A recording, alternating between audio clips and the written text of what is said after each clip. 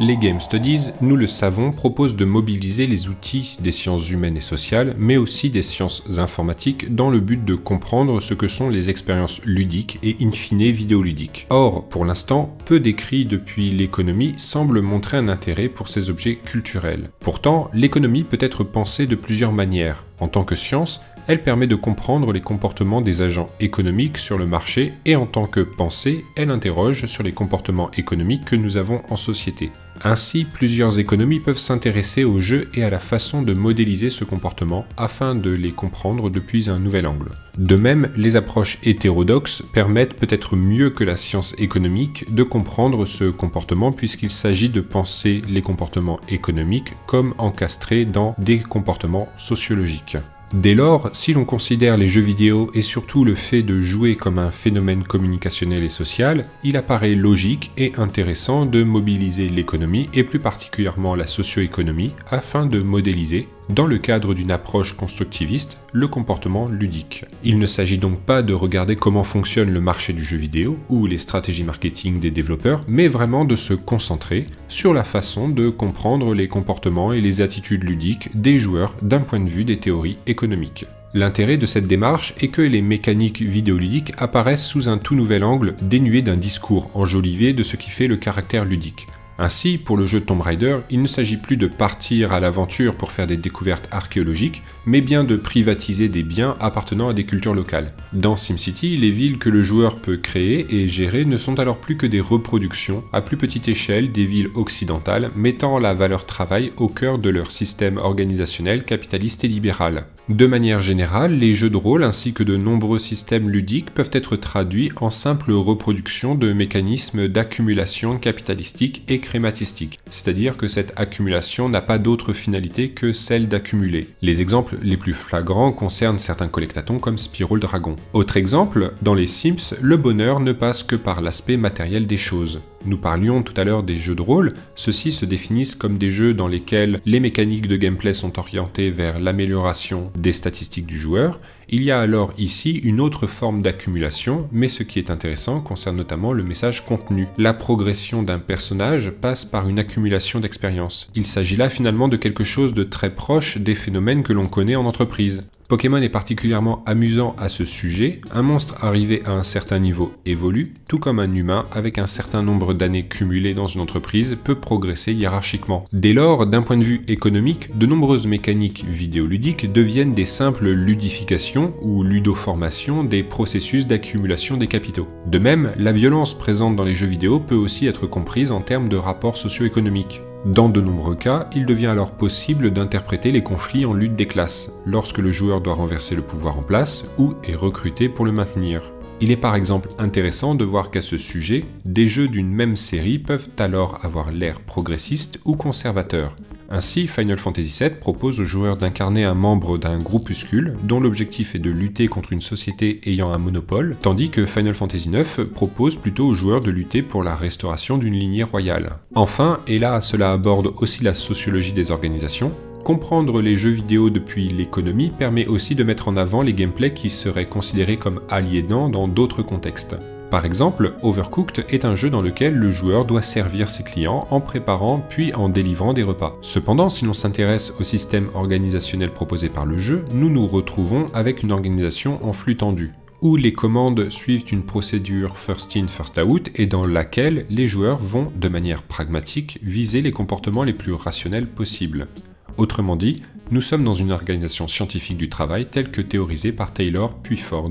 Mais ce n'est pas tout, nous ne venons ici que d'aborder les représentations contenues dans les jeux vidéo, mais il est aussi pertinent d'avoir une lecture plus générale expliquant pourquoi nous jouons à des jeux vidéo. Ainsi, le fait de vouloir connaître l'histoire d'un jeu peut se comprendre en termes d'asymétrie d'information entre le game designer et le joueur. D'un point de vue économique, l'objectif du joueur n'est pas de connaître l'histoire, mais plutôt de résoudre les asymétries d'information, c'est-à-dire les écarts entre les informations possédées par le joueur et celles possédées par le game designer. Penser la chose de cette façon permet entre autres d'émettre des hypothèses sur pourquoi nous préférons certaines histoires par rapport à d'autres. Ou plutôt, pourquoi nous trouvons certaines histoires plus intéressantes que d'autres? Pour répondre à cela, nous pouvons supposer, en termes économiques, que plus un jeu vidéo proposera des asymétries d'information, c'est-à-dire une narration n'incluant pas tous les éléments de l'histoire, et plus le joueur trouvera le scénario intéressant. Inversement, s'il n'y a aucune asymétrie dès le début du jeu, cela transmet un marqueur pragmatique de fiction, comme quoi le jeu se concentre principalement sur la mise en avant des mécaniques de gameplay sans les justifier. De même, l'économie permet aussi d'expliquer pourquoi nous cherchons en tant que joueurs à devenir plus compétents au jeu auquel nous jouons, et ce sous l'angle de la recherche de l'équilibre. En effet, en commençant un jeu vidéo, il y a supposément un écart entre la difficulté proposée et la compétence du joueur. Pour ce dernier, l'objectif va être de réduire l'écart entre ces deux paramètres. Une fois atteint, le game design peut alors proposer une nouvelle situation avec un nouveau déséquilibre. Le comportement vidéoludique du joueur a alors pour objectif de passer d'une situation de déséquilibre à une situation d'équilibre. Inversement, pour le game designer, l'objectif est alors de passer d'une situation d'équilibre à une situation de déséquilibre. Depuis cet angle, nous pouvons répondre au dilemme qu'avait formulé Jesper Juul de manière plus efficace, il nous semble. Dans son livre Half-Real, Juul expliquait que selon lui, le paradoxe du jeu vidéo consiste dans sa double nature de fiction et de comportement. Dès lors, les game designers avaient pour objectif de faire gagner le joueur, c'est-à-dire de lui faire atteindre la fin du jeu, tout en le faisant perdre, c'est-à-dire créer un sentiment d'accomplissement. En formalisant ce problème d'un point de vue économique, il apparaît que ce dilemme est finalement soluble. Le game design doit alterner des situations d'équilibre et des situations de déséquilibre pour le joueur. Notons que formalisé de la sorte, nous pouvons alors observer une certaine volonté conservatrice chez le joueur puisque ce dernier se fixe alors pour objectif de revenir toujours à une situation d'équilibre. Il me semble qu'avec ces quelques pistes que j'ai ébauchées ici, l'intérêt d'aborder le game design avec les outils de l'économie et de la socio-économie sera suscité. Bien sûr, il ne s'agit pas de formaliser une lecture partisane et même si certains interpréteront mon propos, je n'utilise pas ces concepts de sorte à dresser une critique des comportements vidéoludiques. Au contraire, je pense que l'économie est pertinente à son niveau pour mieux comprendre les comportements que nous avons dans le cadre des jeux vidéo. Cela permet aussi de les formaliser de manière assez brutale, puisque nous faisons alors abstraction de toute interprétation poétique de la volonté soit du game designer, soit du joueur. Par exemple, en économie, le meurtre vidéoludique ne sert rien d'autre que la satisfaction du joueur, plutôt qu'une progression du scénario ou sentiment d'extase. L'économie permet aussi de s'affranchir de certains doubles standards présents dans les discours des analystes, des game designers et des joueurs. Ces doubles standards ont souvent pour fondement le fait qu'on s'autorise certains comportements dans les jeux que nous n'aurions heureusement pas dans d'autres contextes. Autrement dit, pour un même comportement, nous ne donnons pas le même sens. Par exemple, la violence est autorisée dans les jeux vidéo parce qu'on lui donne un sens ludique, voire sportif. Une lecture économique nous permet de nous émanciper de toute connotation, en formalisant de manière brutale et sociologique ce que nous trouvons ludique. Si les jeux ne nous rendent pas violents, ils reflètent en tout cas la violence de nos comportements que nous avons en société et de manière systémique en les rendant fun. Loin de moi l'idée de dire que c'est une mauvaise chose. Je tiens à exprimer qu'il n'y a pas de jugement de valeur dans ce texte, étant moi-même concerné par ce qui a été dit. Le seul risque que je vois pour l'instant à l'utilisation de ces outils est de nous faire comprendre de manière plus brutale le côté délicieusement macabre et sadique de notre plaisir vidéoludique, et ce faisant, de nous faire comprendre ce que nous sommes réellement.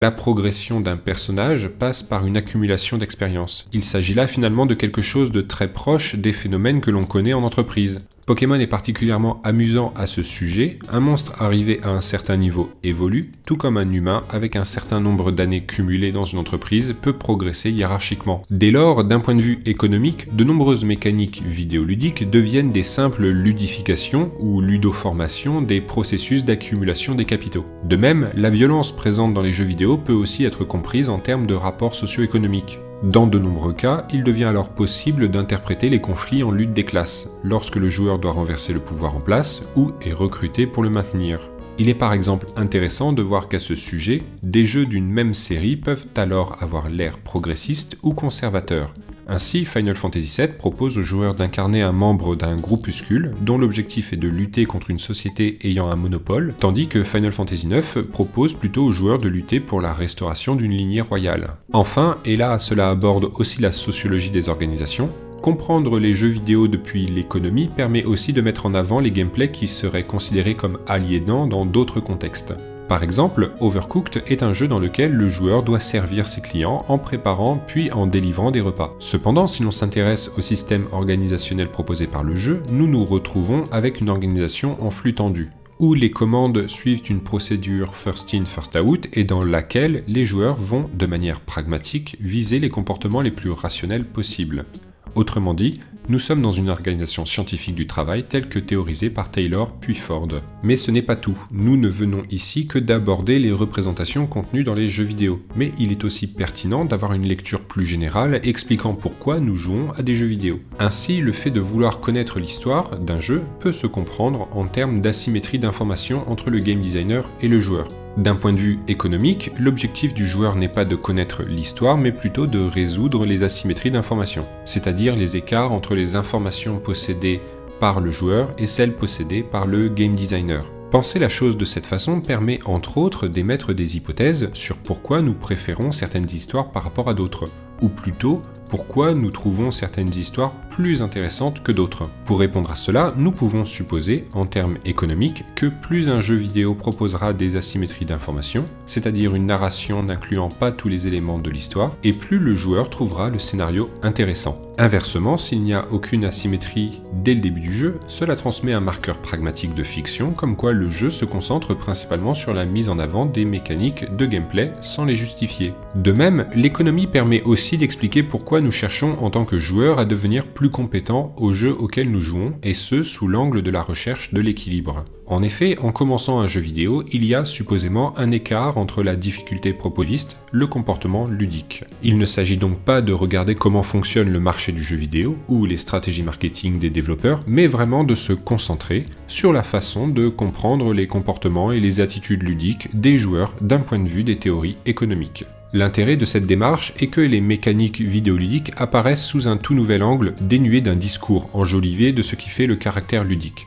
Ainsi, pour le jeu Tomb Raider, il ne s'agit plus de partir à l'aventure pour faire des découvertes archéologiques, mais bien de privatiser des biens appartenant à des cultures locales. Dans SimCity, les villes que le joueur peut créer et gérer ne sont alors plus que des reproductions, à plus petite échelle, des villes occidentales, mettant la valeur travail au cœur de leur système organisationnel capitaliste et libéral. De manière générale, les jeux de rôle ainsi que de nombreux systèmes ludiques peuvent être traduits en simple reproduction de mécanismes d'accumulation capitalistique et crématistique, c'est-à-dire que cette accumulation n'a pas d'autre finalité que celle d'accumuler. Les exemples les plus flagrants concernent certains collectatons comme Spyro le Dragon. Autre exemple, dans les Sims, le bonheur ne passe que par l'aspect matériel des choses. Nous parlions tout à l'heure des jeux de rôle, ceux-ci se définissent comme des jeux dans lesquels les mécaniques de gameplay sont orientées vers l'amélioration des statistiques du joueur. Il y a alors ici une autre forme d'accumulation, mais ce qui est intéressant concerne notamment le message contenu. La progression d'un personnage passe par une accumulation d'expérience. Il s'agit là finalement de quelque chose de très proche des phénomènes que l'on connaît en entreprise. Pokémon est particulièrement amusant à ce sujet, un monstre arrivé à un certain niveau évolue, tout comme un humain avec un certain nombre d'années cumulées dans une entreprise peut progresser hiérarchiquement. Dès lors, d'un point de vue économique, de nombreuses mécaniques vidéoludiques deviennent des simples ludifications ou ludoformation des processus d'accumulation des capitaux. De même, la violence présente dans les jeux vidéo peut aussi être comprise en termes de rapports socio-économiques. Dans de nombreux cas, il devient alors possible d'interpréter les conflits en lutte des classes, lorsque le joueur doit renverser le pouvoir en place ou est recruté pour le maintenir. Il est par exemple intéressant de voir qu'à ce sujet, des jeux d'une même série peuvent alors avoir l'air progressiste ou conservateur. Ainsi, Final Fantasy VII propose aux joueurs d'incarner un membre d'un groupuscule dont l'objectif est de lutter contre une société ayant un monopole, tandis que Final Fantasy IX propose plutôt aux joueurs de lutter pour la restauration d'une lignée royale. Enfin, et là cela aborde aussi la sociologie des organisations, comprendre les jeux vidéo depuis l'économie permet aussi de mettre en avant les gameplays qui seraient considérés comme aliénants dans d'autres contextes.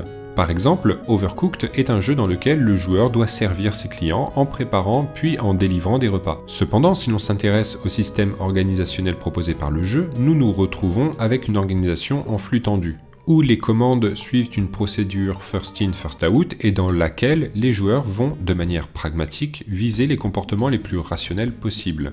Autrement dit, nous sommes dans une organisation scientifique du travail